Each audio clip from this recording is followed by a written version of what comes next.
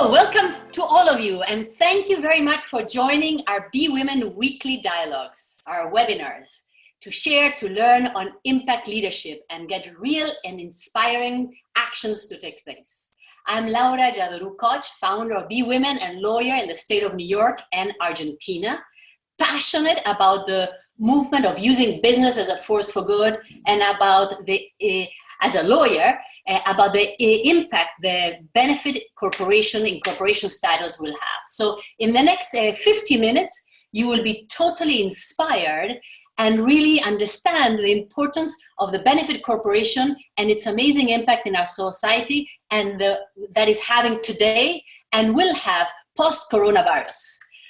So with great honor, let me introduce to you William Clark, Bill for friends of ours, and inspired for his a top attorney who practiced law for more than 30 years in Philadelphia, focused on businesses, corporate issues, mergers, acquisitions, and securities.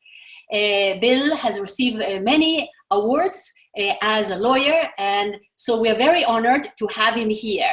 So before we get started, let me tell you a few words of who we are, Be Women. We are a global network of women entrepreneurs that seek to balance purpose and profits in the markets towards economies of care. Yes, the economy of care, where people, environment, and our key focus are people and planet, and where values, respect, dignity, collaboration are all our driving forces. So one more thing, we have something called the Be Women Empowering Move. So when you're listening to this movement, given that we're all in quarantine, we need to get a little bit of energy going on. So our empowering move is inspired to action, meaning move your shoulders back, your chin up, your eyes to twinkle with determination, because what you're going to hear today is really inspiring, and with a super wide smile that illuminates everybody around you and will continue for weeks and weeks and weeks. With this big smile. Please, Bill, the line is all yours. Thank you. Thank you, Laura. And thanks to everyone who is joining us today as we do this live, and to everyone who may listen in the future. I am particularly appreciative of your interest in this topic, and I hope that you will find it very useful as we move forward. Let me begin the presentation now. So while he starts that, I can tell you that Bill has been instrumental to create this worldwide. All right, everyone should now have the presentation in front of them, and we will move forward with the discussion. There are 5 different topics that we'll be talking about today. You can see them on the screen. After I finish the discussion of each topic, we're going to stop and see if there are questions, reactions, or thoughts from anyone that is actually joining us today live for the webinar. So as we go through the discussion, be thinking about questions because we'll take those as we move through, and then also at the end of the presentation, we'll have some additional time for further questions. So I want to begin, first of all, with some general comments, and in particular, looking at what people all around the world are saying. First of all, on the subject of what is the purpose of business generally, and then more specifically, we'll look at some comments that notable people have offered about both benefit corporations and B corporations. And we'll talk more in detail about each of those, the distinctions among them as we move further into the presentation. But first of all, the global perspective on what society in general around the world is thinking at this point. Let's start, first of all, with something that I'm sure many of you are already aware of. Last year, the CEOs that participate in the Business Roundtable here in the United States issued a new statement that represented a very significant change of purpose from the previous understanding of the CEOs who were involved in the Business Roundtable. And part of what they said is that while each of our individual companies serves its own corporate purpose, we share a fundamental commitment to all of our stakeholders. So you see there immediately two themes that are going to run throughout what we now see as the emerging understanding of a change in society's attitude toward business. First of all, corporate purpose, and secondly, the interest of stakeholders. The Financial Times, which is a major financial newspaper published in the United Kingdom, recently announced that it was initiating a new project to rethink capitalism generally. And they explained their reasons for wanting to do that in a major front page article that they published again the end of last year. I think it was August of last year, where they point out that the liberal capitalist model has in fact been very successful at reducing poverty, raising living standards around the world. But they also note that in the decades since the financial crisis, the model's come under strain. And they now believe that the long-term health of free enterprise capitalism will depend on delivering, as they say, profit with purpose. Again, notice that emphasis on purpose, which again will focus us and help to frame our new understanding of where society is going with all of this. Then let's take a look at the United Nations and its global compact.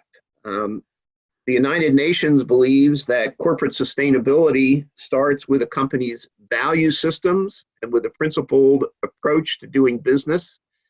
That means recognizing fundamental responsibilities that all businesses should respect. And they note that companies need to uphold basic responsibilities to people and planet, and that will lead to long-term success for businesses. And notice that theme of people and planet. We will again come back to that in a few minutes, but it relates directly again to the new understanding of the purpose of business that we see emerging around the world. Another example of thinking that's going on is the British Academy. The British Academy is the premier humanities think tank in the United Kingdom, and it is in the process of conducting a project that it calls the future of the corporation. And the British Academy explains its view of things in this quote that again you'll see on the screen. They point out that corporations were originally established with clear public purposes. That reflects the fact that if you were to go back into the 1800s, you will find that as the forerunners of modern corporations began to emerge, they were all public utilities. They had a particular purpose of providing necessary and important services to the public. They were established with that understanding and for that purpose. And as the British Academy goes on to point out, it's only over the last half century that corporate purpose has come to be equated solely with profit. And in the view of the British Academy, this has been damaging for the role of corporations in society. Now, again, notice the emphasis here is on corporate purpose. And that's being contrasted with an understanding that the traditional view is that corporations have a purpose that is solely related to profit. So now the British Academy wants to move from the old understanding of pure profit maximization again to the question of corporate purpose. Another. Did somebody want to ask a question? Sorry, my mistake. I thought I heard noise. Then let's shift gears. Again, we move into the 2020s and the Davos gathering of the World Economic Forum was just completed. And they announced that their subject for the Davos meeting this year was the universal purpose of a company in what they refer to as the fourth industrial revolution. And their manifesto says expressly that the purpose of a company is to engage all its stakeholders in shared and sustained value creation. Again, notice the theme that appears prominently: purpose of the company and engaging stakeholders. A broader view, as they note in their manifesto, stakeholders include employees, customers, suppliers, local communities, and society at large. And so in the view of the World Economic Forum, we need to move to an understanding of purpose that encompasses all of the stakeholders of the business. Finally, let's look at one more noticeable voice. This is a letter that comes from Larry Fink, who is the chairman, the founder, and the chief executive officer of BlackRock. BlackRock is the largest asset manager in the world. So Larry Fink effectively is speaking as the man who controls more money than anyone else. And every year he has been issuing letters to CEOs of companies asking them to think about a variety of issues and challenges that he's putting to them. In 2018, he titled his letter "A Sense of Purpose." And notice again what he says in the highlighted language on the screen. To prosper over time, in Larry Fink's view, the view of the largest asset manager in the world, every company must not only deliver financial performance, but also show how it makes a positive contribution to society. Companies must benefit all of their stakeholders, including shareholders, employees, customers, and the communities in which they operate. So again, notice that focus on a broader understanding of the purpose of business and a look at purpose and stakeholders. So if you think about what we've just seen from all of these voices, I think it's clear that society is moving to a new view, and it's rejecting the traditional view that corporations should be managed with a goal solely to maximizing shareholder value. And if society wants to move away from that view, then the question is, where are people thinking we need to go? And here I think, again, we saw very clear themes in what's being said by these noticeable voices. Corporations need to operate responsibly and benefit all of their stakeholders. And it's also clear that the emerging view of society is that corporations need a new understanding of corporate purpose. Now, at this point, let's be a little bit more specific as we consider what people are saying. We've been looking, first of all, at what society said generally about the purpose of business and what society's expectations should be. Let's now talk very briefly about both benefit corporations and certified B Corps. First of all, let me take you to a comment that was made by a Nobel laureate, professor at Yale University, Robert Shiller, who actually in the New York Times a number of years ago, back in 2014, was commenting on the benefit corporation concept. And in his view, he was willing to state publicly is that he believes benefit corporations are going to be a big success because he views them as inspiring loyalty, cooperation, and real purpose. And he notes that that will, in fact, help them to create profits as well. So a Nobel laureate very much in support of the benefit corporation concept. And then a notable benefit corporation itself, Patagonia, the maker of outdoor equipment and apparel. Patagonia was the very first company to become a California benefit corporation. The day on which the California Benefit Corporation law took effect, Patagonia was the very first company to elect the new status. And as Yvon Chouinard said on that day, Patagonia is trying to build a company that could last 100 years. And he believes that benefit corporation legislation creates the legal framework to enable mission-driven businesses like Patagonia to honor that mission and to survive and prosper through many changes that the business will go through. So some very positive comments about benefit corporations.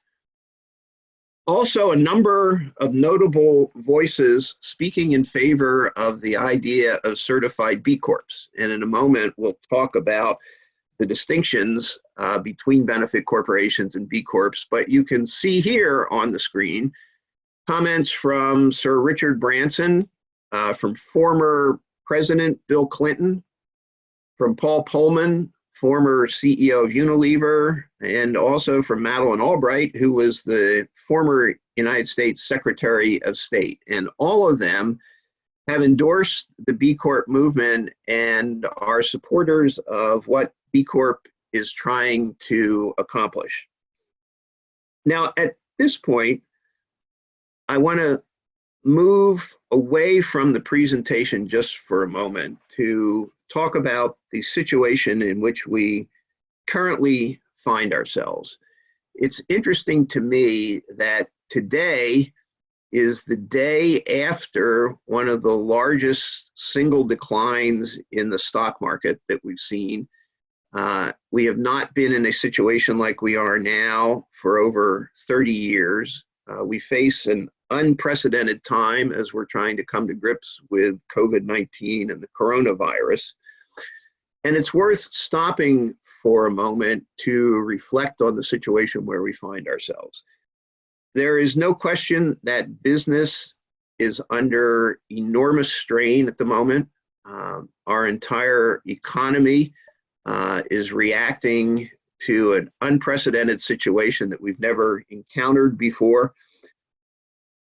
Personally, I think that had we been in a world where the idea of benefit corporations had become the norm, if we were approaching the COVID-19 and coronavirus situation in a world in which benefit corporations were the established way of doing business, I think we would all agree that we would be in a much better position at the moment. I would have wished that businesses had a better understanding more broadly of their responsibilities to society. I wish that all of us together, in the business community in particular, were completely aligned on what needs to be done to help our society in general to recover.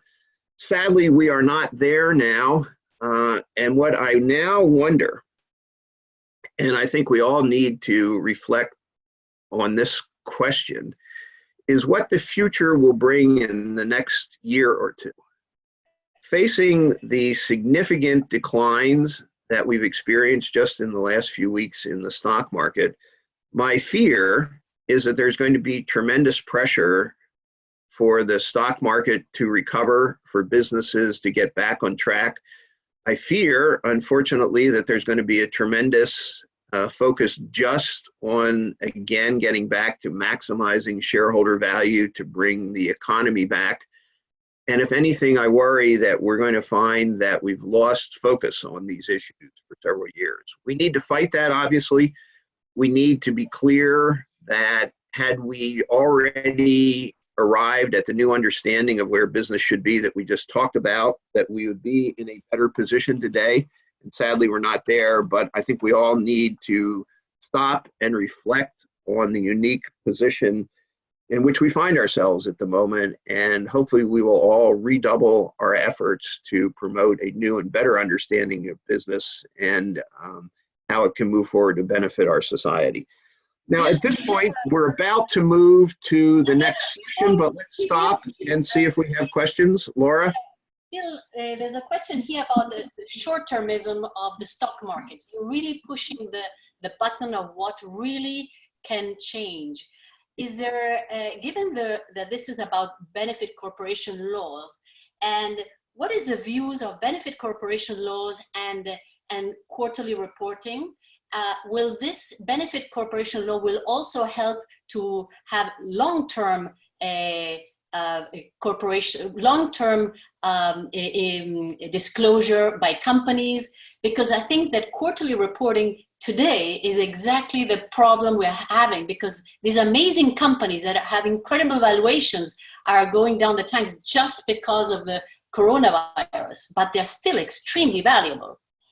Yes, and it's interesting to look at the specifics of the benefit corporation form, because as we're going to discuss in just a moment, benefit corporations have a new and different understanding of the purpose of business and the responsibility of the directors. And if you look at the model that has been enacted in most jurisdictions, the benefit corporation statute says expressly that the directors are to consider both the short-term and the long-term interest of the corporation, and they are to look to the long-term in planning and seeking to create a stable business that will be free from some of the short-term pressures that we all know may tend to distort the market. And obviously, harking back to what I was just saying, you can imagine the short-term pressure that we're going to feel now as everyone is going to want to see the market recover as quickly as possible, and how that's going to distract and interfere again with the longer-term focus that we know ultimately will be more beneficial. Yeah, and hopefully CEOs of companies, of public companies, will not be those that stay for 3 or 4 years in place, but for a long term, so they can actually have long-term views. Like always Paul Polman says, the problem now is that many public companies are, CEOs are so short-term that really they don't allow to have purposeful companies more than just profitable companies. Okay, so. All right, if there are no other questions at this point that you want to ask Laura, let's move on. Let's now talk a little bit more specifically, try to clarify some of the concepts that you've already heard me refer to. And I want to focus us on certified B corporations, benefit corporations, impact investments, and social enterprises. So let's begin, first of all, with the question of what is a certified B corporation and what is a benefit corporation? Are they the same thing or are they different? The answer is, first of all, they are very different concepts. So a certified B corporation is a corporation that has been certified by a nonprofit organization in the United States called B Lab. To become a certified B corporation, a company needs to meet a high level of social and environmental performance as measured by something called the B Impact Assessment. And secondly, the company needs to make a legal commitment to consider the interest of all of its stakeholders. So a certified B corporation, just think of it as a certification. In contrast to that certification, there is a legal form that is called the benefit corporation. And we all recognize, sadly, that there's a little bit of confusion in these two terms. You will find a lot of people simply referring to B Corps. B Corp itself is not a defined term with a specific meaning. It's often used to refer to both of these concepts, both to a corporation that's been certified and also to a corporation that has adopted a new legal form. The important point about the benefit corporation is that it is actually created in the law by the jurisdiction in which the corporation is organized. 35 states and the District of Columbia in the United States authorize benefit corporations. There's another form that's called a benefit LLC. We'll talk about that briefly a little bit later on. But both of those forms, the benefit corporation and the benefit LLC, share basic characteristics, which I will explain to you in just a moment. But the important point, again, is to distinguish between a legal form and a certification. Now, before we further contrast those concepts, let's talk for a moment about what a benefit corporation is specifically. There are three defining characteristics of a benefit corporation that make it very different from a traditional corporation. First of all, and most importantly, the purpose of a benefit corporation includes having a material positive impact on society and the environment, taken as a whole from the business and the operations of the corporation. Notice, first of all, the focus on purpose. That relates directly back to everything that we saw that's being said globally about corporate purpose. Here,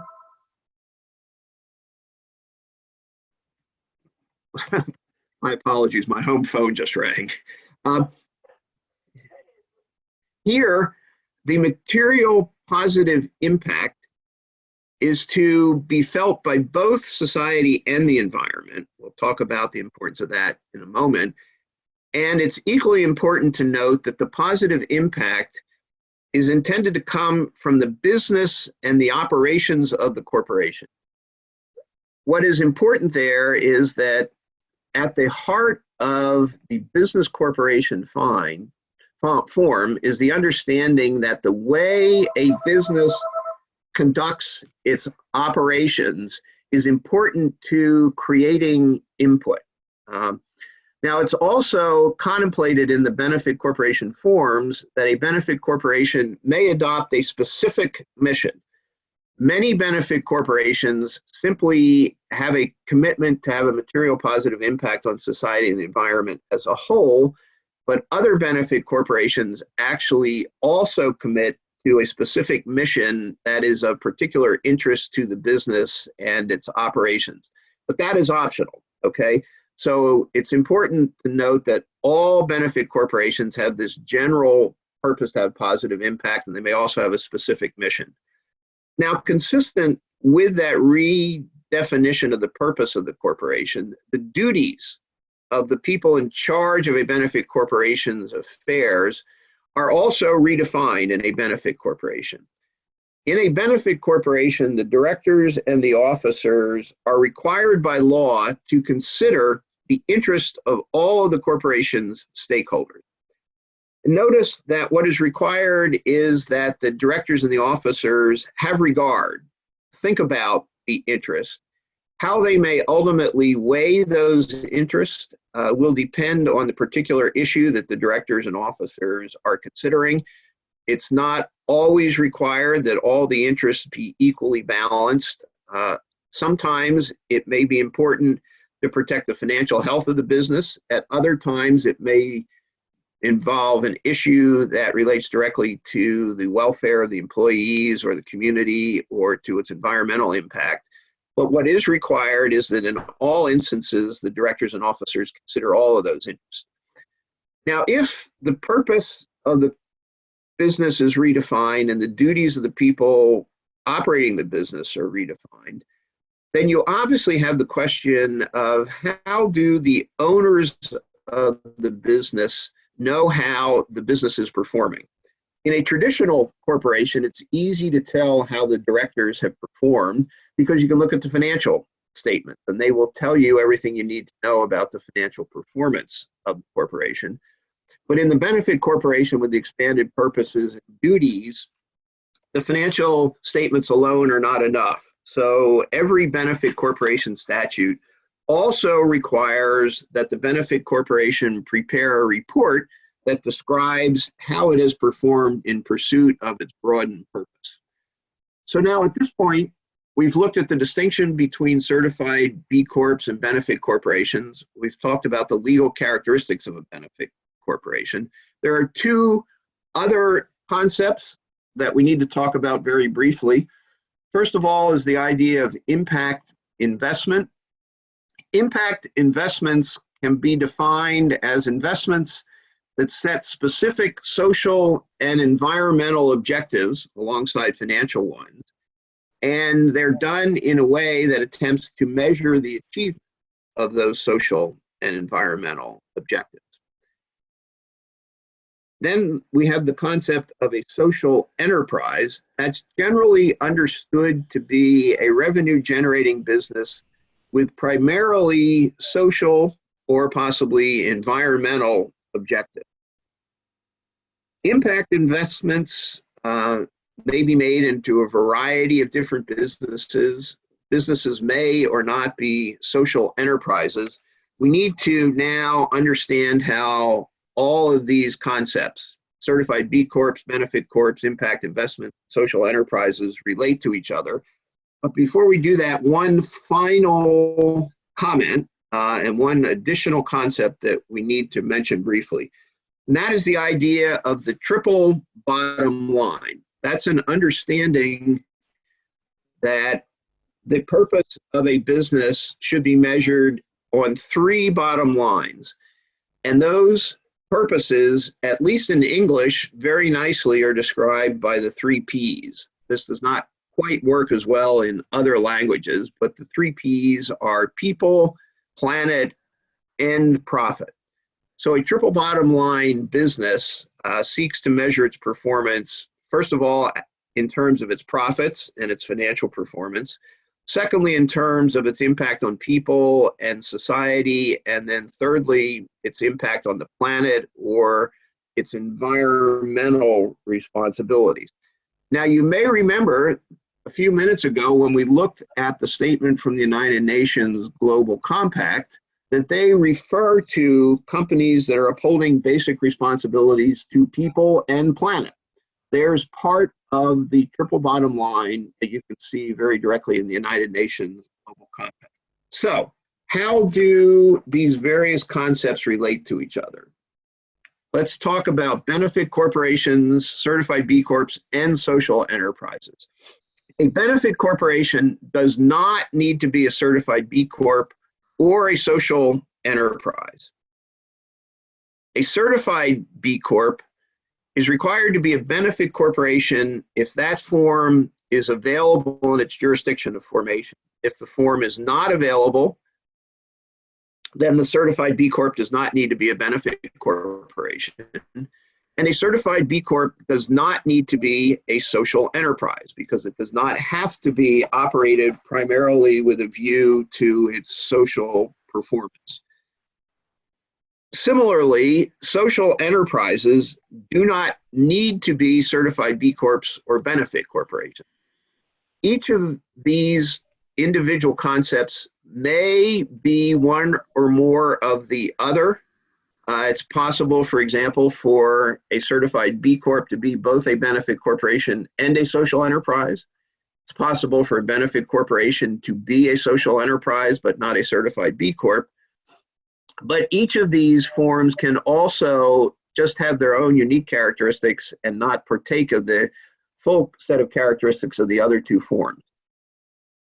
Now, let's talk about this idea of the triple bottom line.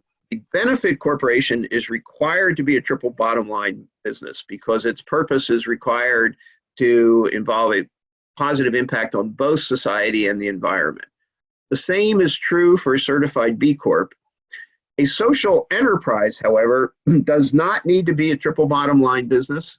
Instead, a social enterprise can be very successful and fully accomplish its purpose as a social enterprise by simply being double bottom line, by which we mean instead of seeking to satisfy all three measures of impact, a social enterprise may simply be seeking to be a profit-making business and have a particular impact without looking at its broader impact.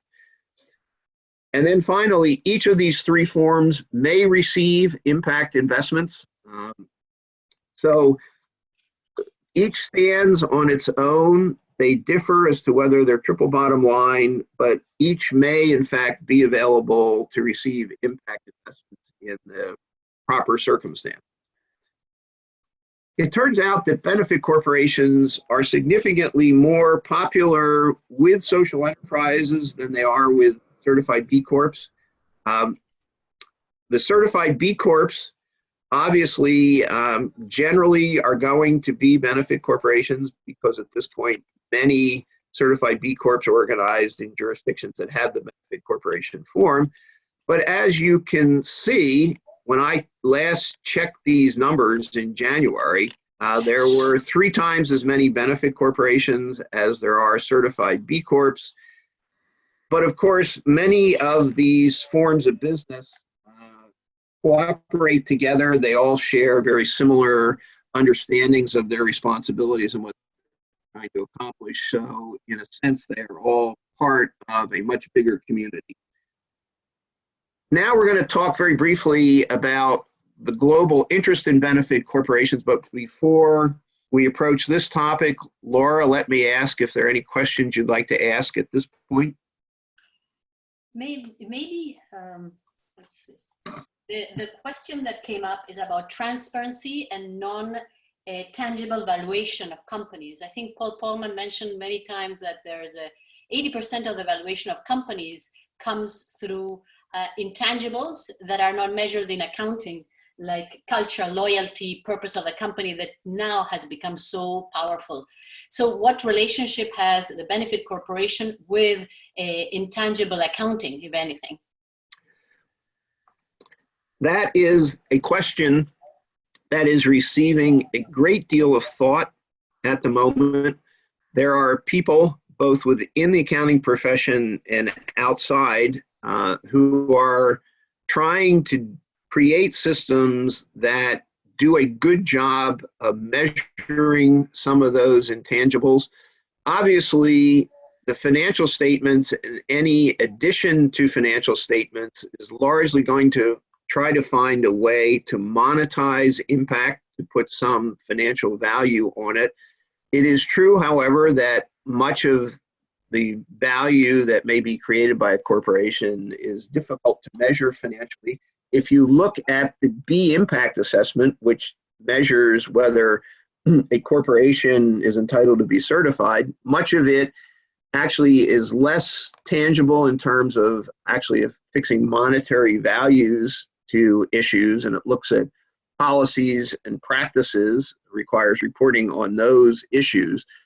But I think it's fair to say that even as we move forward with the promoting benefit corporations, we also need to very strongly encourage the development of better reporting systems. It's interesting that in his most recent letter to CEOs, Larry Fink, in this current year's letter, has said that he's going to be looking, and BlackRock is going to be looking for companies in which they invest to start using reporting systems that take a broader view of impact. And Larry Fink specifically refers to things that are being developed by this Sustainable Accounting Standards Board, which is attempting to create one of these systems.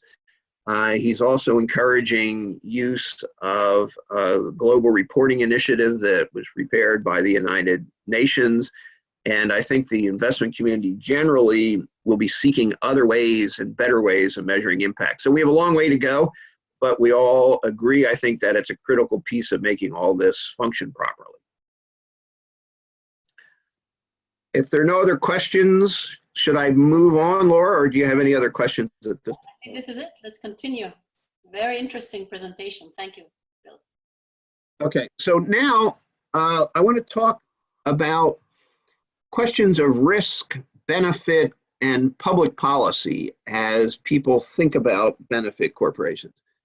First of all, the question of legal risks. In many jurisdictions, the law is clear that directors have a duty to maximize the financial value of the corporation for the benefit of its shareholders. That's particularly the dominant view in the United States. In other countries and other legal systems, that may not be as strongly held a principle, but it's certainly true that in a value maximizing jurisdiction, benefit corporation status is very important because it will protect directors from liability for decisions that they make to promote impact that do not necessarily maximize value. And it also helps to protect the corporation and its stakeholders from challenges to actions that the corporation has done to create impact. So certainly in jurisdictions where financial value maximization is the rule, benefit corporation form is very important. But it's important to recognize as well that even in jurisdictions that are not quite as strongly focused on maximizing shareholder value, there are reasons for benefit corporations and for their promotion. First of all, benefit corporations make it easier to identify impact businesses. In a benefit corporation, you can identify as an initial screen corporations that have elected the benefit corporation form. That immediately begins to narrow down the field of potential investments as people are looking for impact investments. We know that consumers prefer impact business and buying from impact businesses is kind of what's called conscious consumerism. If there's an easy way to have some confidence that in fact the consumer really is buying from someone who's reliable. So there's actually an important branding function to promote conscious consumption and consumerism. Benefit corporations certainly help in that regard. We know that benefit corporations are more attractive to employees. People prefer to work for benefit corporations because they know the way the business is going to relate to its employees. Benefit corporations are important because they help fight greenwashing and put more substance into impact businesses.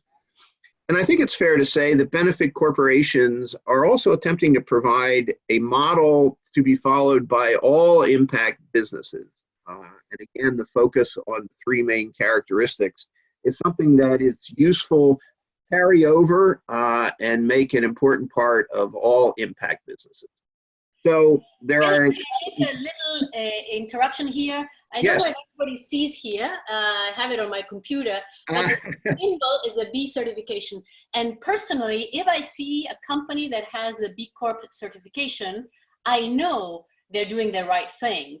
And so I buy those products. So I'm a fan of and a supporter of any B certified company because of the many things that they do. That is not only benefit corporation, but that's we have other webinars that explain what is a B certification. So thank you. Yes, careful with your computer. Don't put it down too hard on the ground. All right, so we've talked about legal risk. We've talked about benefits. A final thought about public policy, because ultimately, in my view, the most important goal behind the promotion of benefit corporations is not just to create a community of benefit corporations. It's not just to encourage businesses to use this new form, but much more broadly, the goal is to change the attitude of society generally. What we are ultimately trying to do is to develop a community of businesses that prove and can demonstrate directly that there is a better way to run a business, that businesses will actually thrive and prosper and do better, particularly in the long run, as the question that we talked about earlier focuses us, if the business is not just focused on financial profitability. So it's important for benefit corporations to exist and to create the individual impact that each is creating. Certainly we view that as important.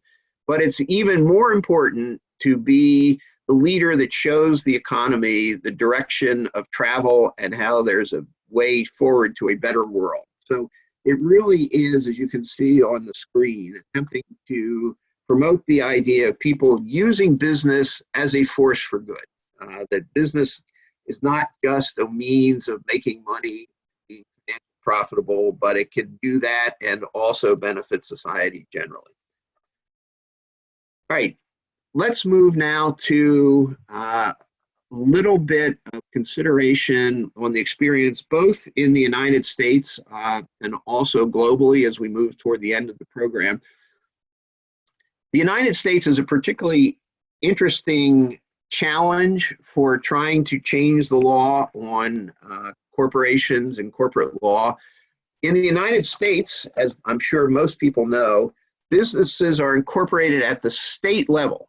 There is no federal statute under which businesses are incorporated. So if you want to change the law in the United States, you actually have to change the law in 50 different jurisdictions in every state. That makes it challenging and also very interesting because, as the second bullet on the screen notes, there is the general idea in the United States that the US federal system is what's called a laboratory of democracy. The idea is that under the US federal system, the states can experiment with different approaches to solving particular problems. And then as they deal with the experiment, eventually society will arrive at an understanding that there is a particular approach that is the best. And so what we're doing here is experimenting, if you will, in the laboratory of democracy. And we're creating these new corporate forms in order to show that there is a better way of doing things, and we look to see it spread. Now, it's interesting that we have been remarkably successful in our legislative efforts in the United States. The first benefit corporation statute was enacted in Maryland in the year 2010. And today, as we sit here conducting this webinar, 40 US jurisdictions have amended their corporation laws. This map will show you the current state of things. So very quickly, the blue states represent states that have benefit corporation laws in effect. So there are 31 states and the District of Columbia that currently have benefit corporation laws in effect. New Mexico is going to turn to blue in May. New Mexico has amended its law, but has not yet taken effect. So that will give you 33 US jurisdictions that have done benefit corporations. Then you'll see that there are 3 states that are in green. Those states actually have authorized 2 new corporate forms. They have both benefit corporations, and they also have another form of new corporation that's usually referred to as a social purpose corporation. The distinction between the benefit corporation and the social purpose corporation goes directly back to what we were saying about the distinction between triple bottom line and double bottom line entities. So under the law in Washington State, in Tennessee, and in Puerto Rico, those jurisdictions have enacted an entity that is required to have a purpose in addition to being financially profitable that can be a benefit to either society or the environment, or optionally to both society and the environment. But they do not require that the new form of entity actually have a commitment to both society and the environment. So in California, Texas, Florida, and Minnesota, they actually have 2 new forms that are both the triple bottom line benefit corporation and the double bottom line entity. And so there's this interesting distinction. Again, you see here the laboratory of democracy as the United States is working its way through to what will be the best result. But clearly the consensus is emerging that the best approach is the benefit corporation form. And in fact, as a matter of politics, there's wide appeal to the benefit corporation. I think, at least in part, that's because the benefit corporation is an optional form. It's not required that every corporation incorporated in a state be a benefit corporation, but it certainly provides an option for business. And it's so popular that we've had 29 unanimous votes in US state legislatures, and I think it's even more remarkable that in 12 states, the benefit corporation legislation has been adopted unanimously in both chambers of the legislature. So both the House and the Senate, or the General Assembly and the Senate, have both voted unanimously in 12 states. Now, those of you that know United States law know that in addition to corporations being used generally to organize businesses, in the last probably 20 years or so, a new form of organization called a limited liability company has become very popular. LLCs, all we need to say about them in this context is that they're a more flexible form of organizing a business, and they permit wide variation in the duties of the person that manage the LLC, which means that as a technical matter, it's not necessary for states to authorize LLCs with the characteristics of benefit corporations. In an LLC, you can actually accomplish the benefit corporation form simply as a matter of contract. But I think it's interesting that 5 states have actually amended their state laws to create what are called benefit LLCs. So in Oregon, Utah, Pennsylvania, Delaware, and Maryland, there is an option in the LLC statute which allows you to organize a benefit LLC that is required to have the same characteristics as a benefit corporation. And that new status is actually becoming fairly popular, particularly as the LLC form of organization remains the choice of entity for closely held and non-publicly traded businesses. So in addition to the 40 state laws that were passed, also 5 in the United States on the benefit LLC side. Finally, a look around the world. There are 4 countries outside of the United States that have enacted benefit corporation legislation. Italy was the first. Colombia and Ecuador in South America have both authorized benefit corporations. They're actually referred to as BICs, B-I-C, because in Spanish, the benefit corporation doesn't translate exactly. And then Canada has seen 1 Canadian province authorize benefit corporation. So British Columbia now has a benefit corporation statute on the books as well.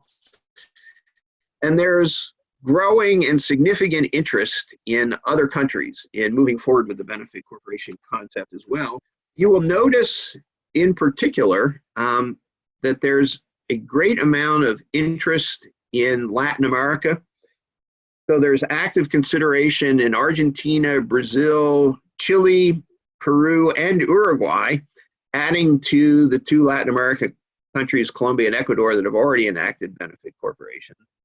And then in addition, there's been discussions in Portugal and the UK, as well as in Australia and Taiwan. So we look forward to seeing the benefit corporation move even more broadly around the world as we seek new ways to solve society's problems.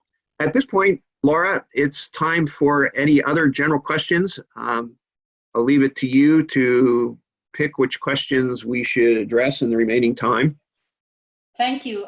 The question is about why, maybe if you can go deeper on why is it that there's more than 10,000 benefit corporation companies out there. I know there's many states, but only 3,000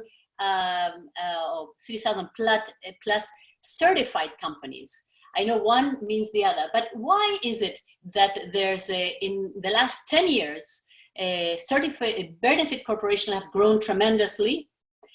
Are the requirements more stringent for one or the other? And why is that? Yeah, so there are a few factors that we have been able to observe. First of all, a business that's just being organized for the first time will not be eligible for full certified B Corporation status until it has a track record of performance. B Lab has created a stepping stone or a preliminary step toward being certified as a full certified B Corp. But until the business can demonstrate a history of satisfying the requirements of the B impact assessment, it cannot be fully certified. So anyone starting out immediately as a new business does not have the option of being a certified B Corp, but they can be a benefit corporation from day one, from the very first day on which they commence existence as a corporation. Secondly, it's difficult to become a certified B Corporation. It is a fairly rigorous test. The B impact assessment is not something that every company can satisfy. However, there is no immediate performance requirement for benefit corporations. Anyone, no matter where they are on the journey toward impact, is eligible to become a benefit corporation. And what's required is simply that they report each year on their progress. There's not a particular hurdle that they have to clear in order to qualify to be a certified B corporation. So in a sense, if you think about it, certified B corporations represent the tip of the pyramid of benefit corporations in a sense, because a certified B corporation is one that has already been able to demonstrate substantial impact, whereas many benefit corporations are on the journey toward increasing impact, but may not be in a position to demonstrate the full level of commitment that's required to be certified. Thank you. I think there's now a flow of questions that are, the most important question is about the challenges, especially in Switzerland and Spain and Brazil. They say, what are the challenges that you have encountered that have really prevented? Is there a moment when a country is ready to say, okay, now we should have a benefit corporation, or any country who could enact these laws? So at least two answers to that question. First of all, I would hope that when we have the opportunity in any country to speak to the politicians and policymakers, that we will be able to convince them that time is right for their country. I personally believe that the time is right, and it's a good thing for every country to move forward aggressively and not wait, particularly because the benefit corporation form at the moment is an option. And what we have found is that when people understand that it's simply giving businesses an additional option that they may choose as they participate in the marketplace, it tends to remove much of the fear and concern about the new form.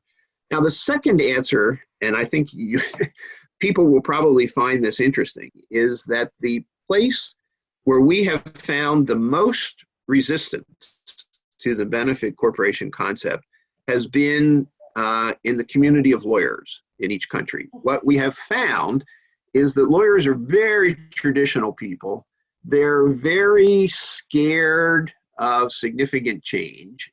And anyone who's listening to this who is a lawyer knows that what you're taught in law school is to think of problems and issues. So the whole point of law school is to increase your ability to spot issues. Now, if you've been trained to always think about issues and problems, to be faced with a concept that is asking you to think positively about valuable change for society, I have found in my personal experience going around the country and the world that it's the lawyers who had the most trouble with that, believe it or not. The business people are very excited. They understand. We're even seeing more and more interest on the part of investors and shareholders. There's more and more interest in impact investing, or at least there was before the stock market completely collapsed, and hopefully there will be again. But the problem is the lawyers and the advisors who have to find problems. And I don't want to end on that note, Laura, because that's kind of the down message, when in fact the value is clearly here for anyone to see, and the importance of the concept is clear and a great benefit to society. And we've found so I would say that the final thing I've learned in my legislative travels is that legislators very often ask the question, well, what are the unintended consequences of passing this law? Because legislators know that many of the things they do not turn out the way they expect them to, and there are unintended consequences. But we can say so far with a great deal of assurance that we have not seen any negative unintended consequences from the benefit corporation movement. We are constantly watching for that, but the message is, in my view, purely positive and a message of very good news and benefit for society and the environment. And maybe you can add here what a relationship there is with taxes or exemption of taxes and benefit corporation, because that's something that gets people either very excited or not. Yes. So we have never sought or promoted tax benefits for benefit corporations. There are no tax benefits that I am aware of anywhere. There are a few instances of tax benefits for sustainable businesses and organizations, but it's not tied anywhere to the benefit corporation form. I personally am not troubled by that at all, because my belief, as I've tried to emphasize throughout this discussion, is that benefit corporations ultimately should be the way in which every business is organized. The benefit corporation should be the norm for every business. And if that's true, then there's no reason why we need to have particular tax benefits for benefit corporations, because we believe that the form itself is beneficial and should be the norm for everyone. Thank you. I mean, there's a lot of other questions, but somebody's asking, can you send us the specs of general laws? Is there a website that we could go for? B Lab has a whole section about this. If you can tell us a little bit more about this. So Yes. Where can we find? So there is a website called benefitcorp.net, which you will be able to find very easily with a Google search. And on it, among other things, you will find the text of the model benefit corporation legislation that has been the model for 30 of the laws that have been passed in the United States. And if people are interested in pursuing this in any jurisdiction, go there, take a look at that model legislation, and then send me an email or give me a call, because I would be delighted to talk to anyone who is interested in promoting the concept in their country. And obviously, we've lived through just about every question that could possibly be asked about the form and what it means. And we are more than happy to work with everyone to promote the concept everywhere. Thank you, Bill. And also there's a really great question, is that there is data about it. You know, there's more than 10,000 benefit corporations. I'm sure universities have done research of what are the benefits of being a benefit corporation, if there's data about it. And then there's the other question that is very current. If post coronavirus, there will be more importance of using this benefit corporation as a tool to prevent this type of things, or prevent the run in the markets. What do you think? So first of all, yes, there is starting to be research and data. As time goes on, that research and data will become more meaningful, particularly as we have larger corporations that are using the form. But you can find that research, again, fairly easily with a Google search. And there are websites now that are collecting that research as we go along. And yes, going forward, as I said at one point in the presentation, I wish that the benefit corporation form was already the norm. And I think that it's going to be important for the concept to spread and hopefully be in place before we have the next global crisis. But I worry, honestly, and let me just be honest about this. I'm very concerned that investors are going to be focused only on getting back what they've lost in the most recent market crash. And until we get things back and functioning again, I worry that we're going to be distracted from the more important change that we need, which is to, in fact, spread the concept and the understanding of benefit corporations. Thank you. And I think there's a lot of other questions, but we will actually close this call because we're a little bit above the hour now. because I think that there's a lot of thought about this. And the interesting thing is that Be Women have done this webinar, not only now in English, but in Spanish and Portuguese, because we truly believe that moving forward, this incorporation status is fundamental. So we want to make sure everybody hears it in their mother tongue, so it goes to their heart. So with a big smile, I want to thank you all, but I want to ask you all for some real action now. In the next 30 seconds, I want everybody to say, okay, what have I learned? What can I do? Who I can SMS, who I can send an email? What can I do to actually create action today about the benefit corporation? Because the presentation was truly inspiring, very clear, and very to the essence of what is a benefit corporation, a B-certified company, a social enterprise. So anybody can really create action, and then you can write it on chat, on this chat that we'll be sharing to everybody.